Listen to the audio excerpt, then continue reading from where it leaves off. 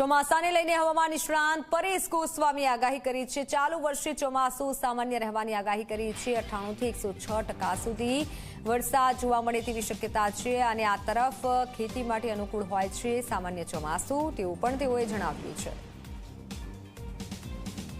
ચોમાસાને લઈને હવામાન નિષ્ણાંત પરેશ ગોસ્વામીએ મોટી આગાહી કરી કે ચાલુ વર્ષે ચોમાસું સામાન્ય રહી શકે છે।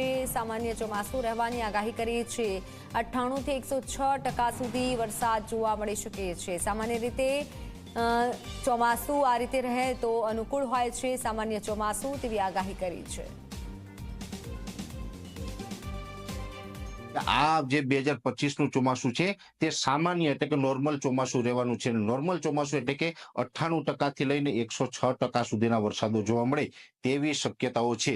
હવે જ્યારે પણ સામાન્ય ચોમાસાની વાત હોય એટલે ઘણા બધા મિત્રોને એવું લાગતું હોય છે કે ભાઈ સામાન્ય ચોમાસું એટલે કે નબળું થશે, એવું નથી। સામાન્ય ચોમાસું એટલે કે મધ્યમ જે આપણી જરૂરિયાત છે એ મુજબનું ચોમાસું થશે। એપ્રિલ મહિનામાં હમણાં કોઈ પ્રી મોન્સૂન એક્ટિવિટીની શક્યતાઓ નથી, પણ મે મહિનાની અંદર 2 વખત તો પ્રબળ શક્યતાઓ છે, જેમાં એક ખાસ કરીને 14 મે થી લઈ અને 18 મે વચ્ચેનો જે સમય હશે એમાં પણ એક પ્રી મોન્સૂન એક્ટિવિટી થશે અને બીજું હશે મે મહિનાનું છેલ્લું અઠવાડિયું, એટલે ખાસ કરીને જે 25 તારીખથી રોહિણી નક્ષત્ર ચાલુ થતું હોય એમાં પણ પ્રી મોન્સૂન એક્ટિવિટીની શક્યતાઓ વધારે છે।